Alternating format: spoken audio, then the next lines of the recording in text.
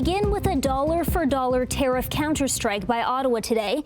The federal government says it's imposing a retaliatory 25% levy on U.S. steel and aluminum in response to U.S. President Donald Trump's tariffs on the same goods that came into effect today. Jason Guidola joins us live with the latest tonight. Good evening, Jason.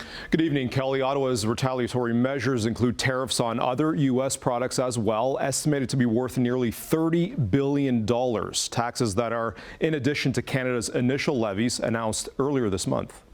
With these most recent tariffs on Canadian steel and aluminum, the U.S. administration is once again inserting disruption and disorder into an incredibly successful trading partnership. The Canadian federal government continues to exchange tariff punches with U.S. President Donald Trump today, this time matching the White House's measures against Canadian steel. We will not stand idly by while our iconic steel and aluminum industries are being unfairly targeted. Following Trump's levies against Canadian steel and aluminum, Ottawa is imposing reciprocal dollar-for-dollar tariffs. Finance Minister Dominic LeBlanc says starting at midnight tonight, more Canadian levies will include $12.6 billion in steel products, $3 billion in aluminum, and nearly $15 billion on other electric items.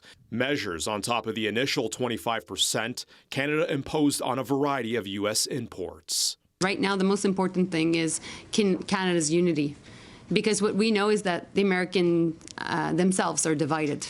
And so what you're seeing today is leadership on the part of the federal government, and also we'll continue to work with the premiers that are showing leadership as well. Meanwhile, Prime Minister-designate Mark Carney was in Hamilton today meeting with steel workers and addressing industry concerns.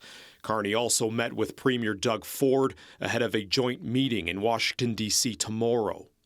One that was agreed upon following Trump's threat to double his steel tariffs, and then Ford's decision to suspend his electricity surcharge against the United States. Just like when Ontario charged us, everybody said, oh, they just charged. I said, this would be one in 1 hour.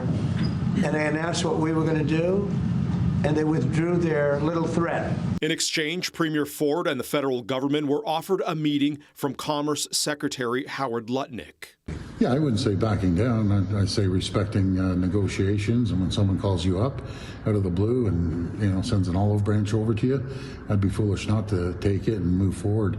But they appreciated what I've been doing over the last little while. Premier Ford says he doesn't see the electricity tariff suspension as a loss, but as a negotiating tactic. During an interview on Fox News Network, Lutnick says he's ready to talk to Canadian officials. We're going to lower the temperature. You know, he thought he'd be sort of the big man and tackle Donald Trump, but you can't tackle Donald Trump. What does the president want? He wants to worry about major things for national security of America. Premier Ford and Finance Minister LeBlanc suggested that they intend to come out of tomorrow's meeting in Washington, D.C. with Lutnick with a coherent plan. Ford also held a meeting with the other premiers today, intending to bring their input into the discussions.